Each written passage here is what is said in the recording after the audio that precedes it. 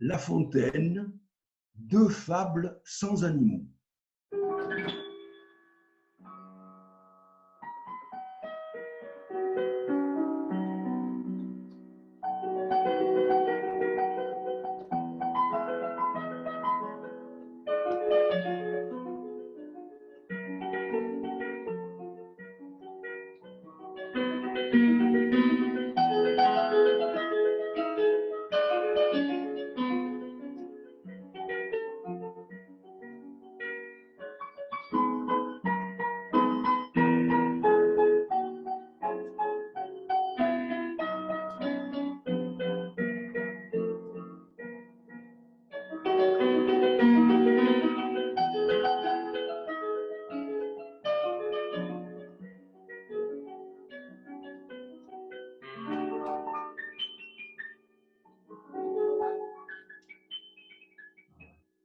La vieille et les deux servantes. Il était une vieille ayant deux chambrières.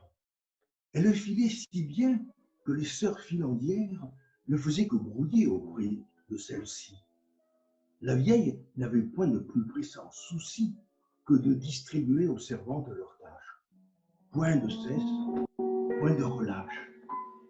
Dès que l'aurore dans son char remontait, un misérable coq à point nommé chantait.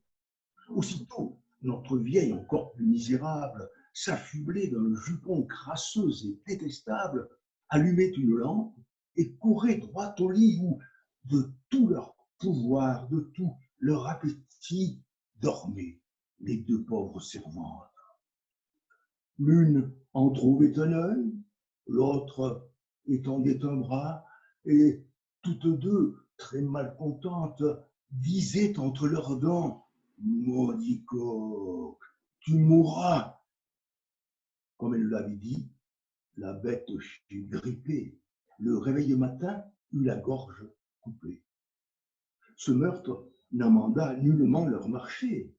Notre couple, au contraire, à peine était couché que la vieille, craignant de laisser passer l'heure, courait comme un lutin par toute sa demeure. C'est ainsi que le plus souvent, quand on pense sortir d'une mauvaise affaire, on s'enfonce encore plus avant.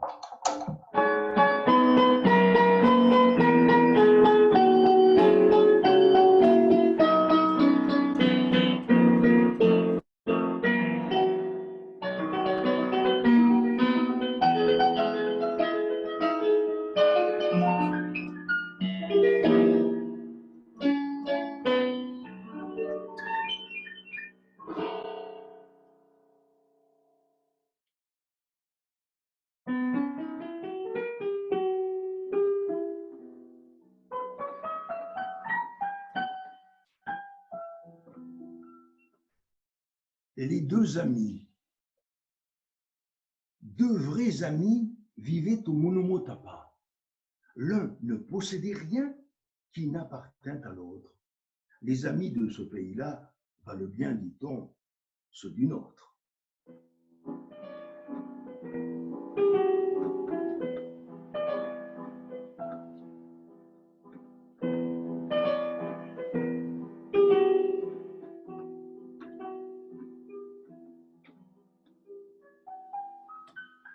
Une nuit que chacun s'occupait au sommeil et mettait à profit l'absence du soleil, un de nos deux amis sort du lit en alarme.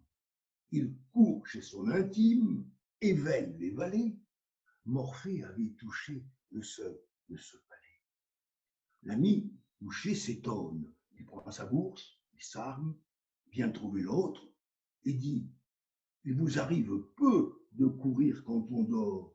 Vous me paraissiez homme à mieux user du temps destiné pour le sort. N'auriez-vous point perdu tout votre argent au jeu? En voici. S'il vous est venu quelque querelle, j'ai mon épée, allons. Vous ennuyez-vous point de coucher toujours seul? Une esclave assez belle était à mes côtés. Voulez-vous qu'on l'appelle? » « Non, dit l'ami, ce n'est ni l'un ni l'autre point. Je vous rends grâce de ce zèle. vous m'êtes en dormant, un peu triste apparu. J'ai craint qu'il ne fût vrai, je suis vite accouru. Ce maudit songe en est la cause.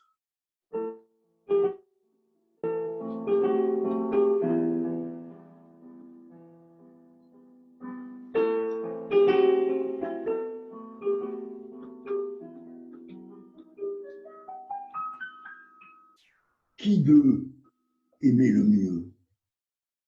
Que t'en semble, lecteur?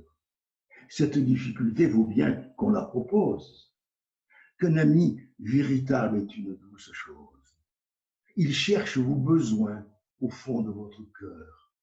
Il vous épargne la pudeur de les découvrir vous-même. Un songe, un rien, tout lui fait peur quand il s'agit de ce qu'il aime.